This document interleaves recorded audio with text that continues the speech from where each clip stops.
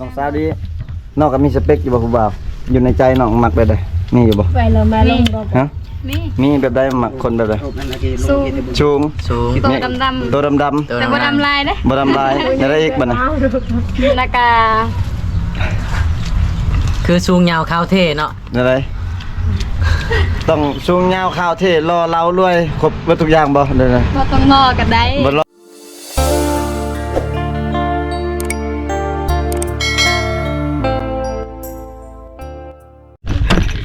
น้องสาวดีเพิ่นสิตำมักม่วงเนาะแม่นบ่สิตำมักม่วงบ่นี่ มาเต็ม ฮะตำมะเตวโอ้ จัง ตำมะ ซี่ เตวพี่น้อย จึงจะพา มา ไปเกิดได้ สบายดีน้อง สบายดี สบายดี ชื่อยังนี่ สื่อเดย์ ชื่อเด โดย โอ้ยนางเลย เป็นเพลงบ่นี่ ทีมงานสิเป็นเพลงบ่นี่น้องๆเพิ่นสิตำมะม่วงพี่น้อย ตามเนี่ยบ่เอาคนโสดหรือมีแฟน มะม่วงคนนี้หั่นเพิ่นว่ายังโสดอยู่เพิ่นน่ะ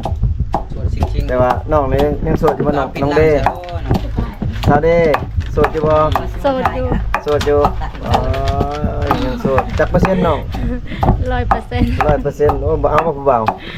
ผู้บ่าวบ่มัก ผู้บ่าวบ่มักเลย มีคนมาเอาจริงได้ มาเบิ่งสาวดีเพิ่นสิตำมะม่วงสู่กินตำแซ่บๆเด้อน้อง เลย ตำแหละตำมันอย่าให้เจ็บท้องเลยตำบ่ให้มันเจ็บท้องแล้วกินเด้อ ไปยืมเต้น กันตำกินแล้วเจ็บท้องนี่แสดงว่าบ่แซ่บเด้อ กับคางกันเลยเนาะกินส้มให้เจ็บท้องนะคาง มาอีกแล้วน่ะ ก็เลยเต๊ะโทรศัพท์ เมีย น้องกำลังตำมะเขือ โทรศัพท์ เยอะเลยปลาแล้ว โอ้สบายดีผู้สาว แล้ว สาวยังนี่ ชื่อทรงมันแหละจึง ฮะ สาวจึง สาวจึงโอ้สาวจึงพี่น้องสาวจึงสาวดี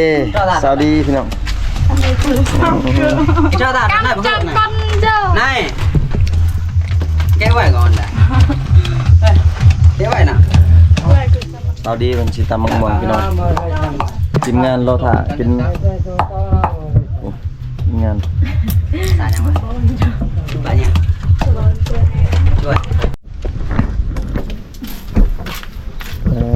สาวๆวันนี้สาวลายเลยพี่น้อง3-4 คนสาวดีสาวเดสาวจึงสาวจึงบ่สาวยังอยู่เนาะ ลุงไทยเนาะ รักสาวยังอยู่พี่น้อง ลาวเนาะลุงไทยจากเมืองนอกเนาะ เฮ้ย เจ็ดกันฮะ จังหวัดอะไรนะจังหวัดเมืองนองโอ้นี่คนไทยมาจีบสาวลาวรอมากเลยนี่คือด็อกครับ คือดอกบอกดอกลายดอกคือขามาแล้ว คือด็อกอาจอเลยครับพี่น้อง เอายกเอามายก โมเมนต์ด็อกเตอร์พี่น้อง ลุงไทยพายกเลย หนุ่มไทยโอ้ ยกวะ หนุ่มไทยใจกันร้อยมากินเป๊ปซี่กับผู้สาว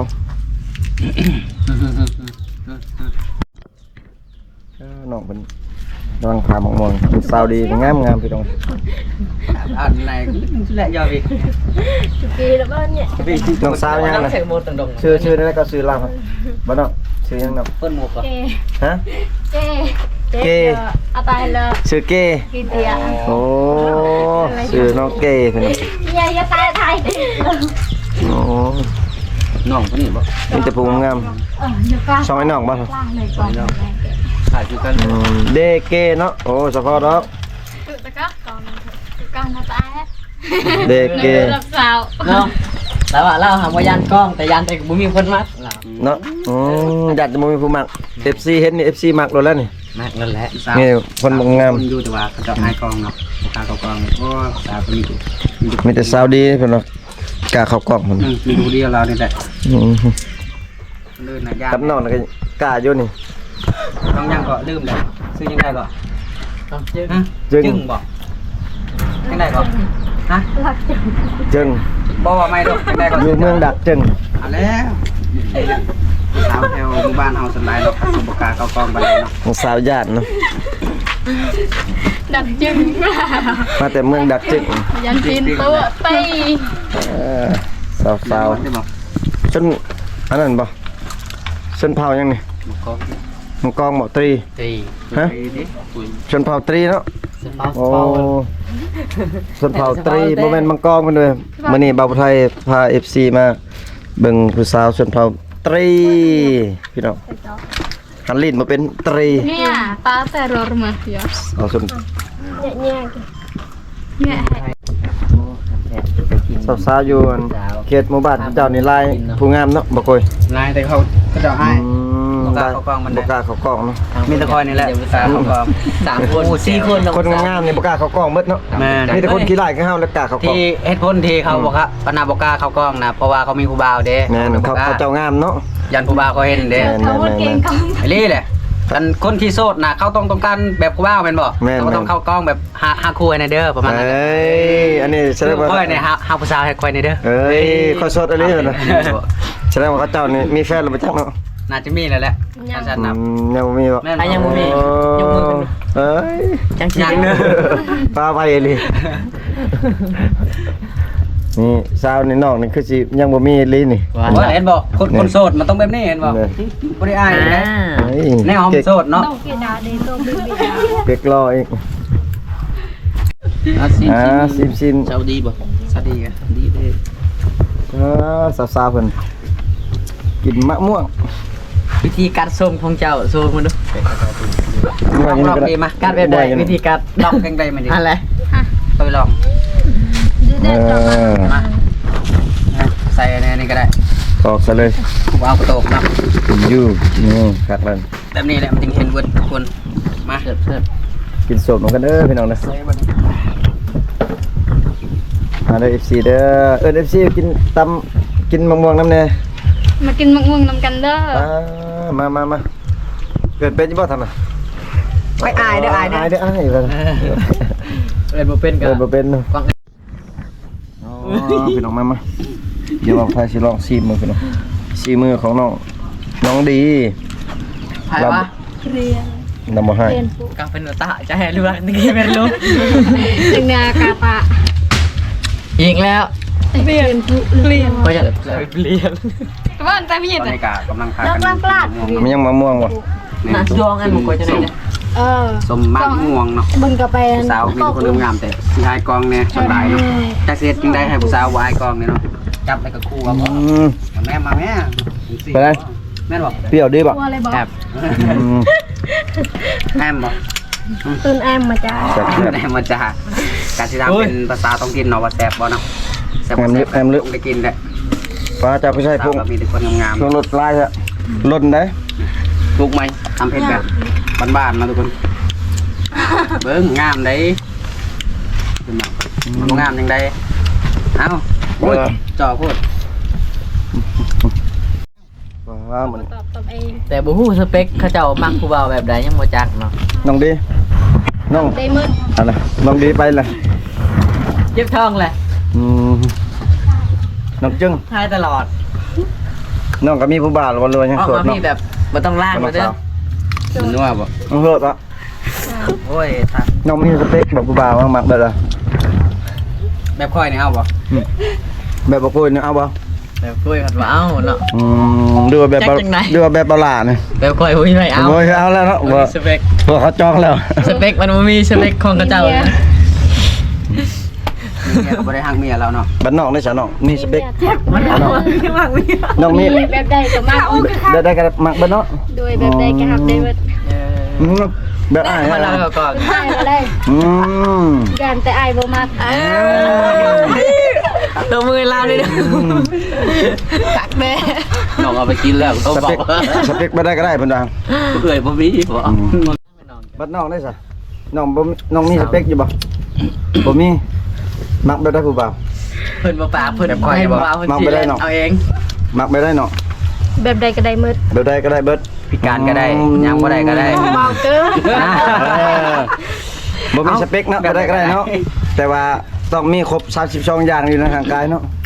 นั่นบ่ต้องมีครบเบิดได้ถ้ามันขาดสิ่งใดสิ่งหนึ่งไปก็มันตัวอย่างว่าขาดหูไปก็มันบ่ครบแล้ว เราสิบอกจังซี่ เอ้ย คือแบบใดก็ได้ แต่บ่แม่นแบบเจ้านี่แหละ เอ้ย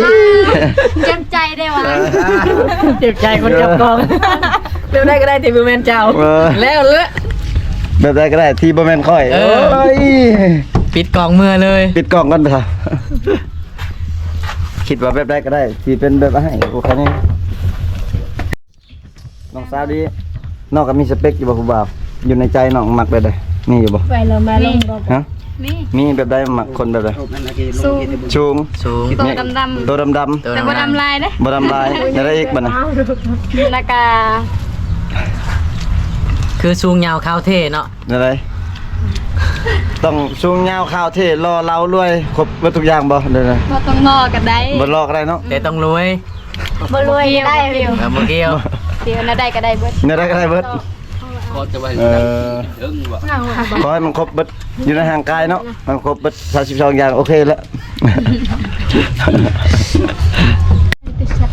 โอ้บ่ไหวพี่น้อยบ่าวไทยกินอิ่มนะ โลวินให้นี่หรอแล้วออนได้แต่ ยังแต่น้องๆละ เลยเตา กินเนาะส้มแห้งนี่พี่น้องส้ม แฮนเลอะโอเคแล้วก็มาเลย แห่นเลอะมันยังเห็นเลอะแห่นเผ็ดบ่เผ็ดคล้ายๆคือกันเนาะบลูก็คล้ายกันเนาะ คล้ายกัน คล้ายๆตรีกับบลูคล้ายๆกันแห่น ริมกองคือกัน คือกันเบิด คือกันมอง กล้องมันก็ อืม หรือว่าเขาสิง่ายมันก็น้องๆชำนาญก็สิอยู่ที่แล้วก็มันสิมีหลายต้นเท่าเด้ อืมตรี คุณเฮ็ดเด่นวิไลคุณตามเจ้าเด่นวิไลเดี๋ยวนี้ เผ็ดครับส่วงกระบาดเลยสีมือของน้องดีตำ เจ้าตักจึงอยู่ให้ สาดักจึงเลยเผ็ดบ่สาดักจึง นะมั้ย สาวรักจึง อืม สาวรักจึง ชาวดักจึงกระทั่งไหนสารวัตรบ่ มาสารวัตรบ่สารวัตรอัตตะเปอร์หมดแล้วทุกคนละ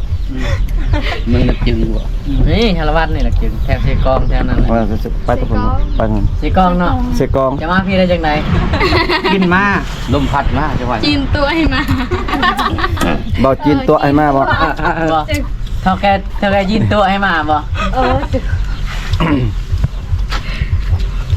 ถึกเบาจีนตัวมาแต่ดักจึงพี่น้อง มาตกอยู่สิโพนบ่ มาตกในมือของว่าโกยบัดนี้แห้งแล้ว ตะโกยอับสิชอบบ่ โอ้ส้มพี่น้อง คนที่ว่าควายนั่นนะไวกว่าหมู่ กูจะว่ามันไวกูมัวฉันออกกินส้มแล้วฉันออกสิไปใช้ต่อนี่อยู่เพื่อนบ่ด่วนอะไร เว้าด้วยค่อยเว้า คันมีรถว่าสิไปน้ำเซ ไปน้ำเซ่ใครมีรถสิไปน้ำเซ่ งานยังน้ำเส ไปงมหอย งงหอย หอย ใหญ่บ่หอยฉันออกอยู่นี่ เป็นหอยยัง หอยยังเนาะหอยยังหอยคมบ่หอยยังหอยกับกี่ หอยคมหอยแข็งหรือหอยนางรม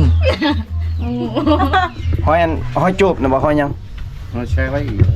หอยแบบหอยแบบหอยเฮาตัดก้นมันบ่บ่เนาะหอยตัดก้น หอยจูบ หอยยังหอยตัดก้น เอาหอยเฮามาตัดก้นเฮามันต้องจูบเด้อ หอยจู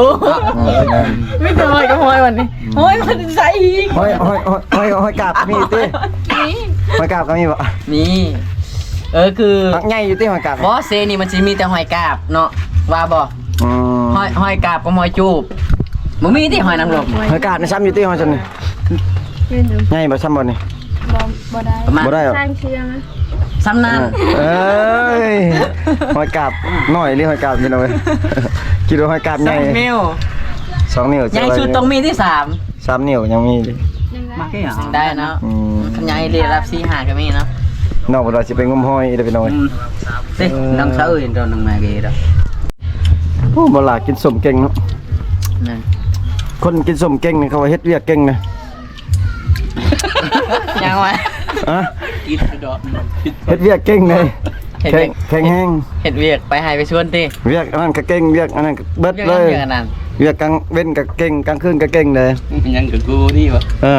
นี่ยังกับกูนี่ เครื่องเนาะ นึ่งข้าวกับบัวนี่ หาบพื้นกับกูนี่งัดมันกับกูนี่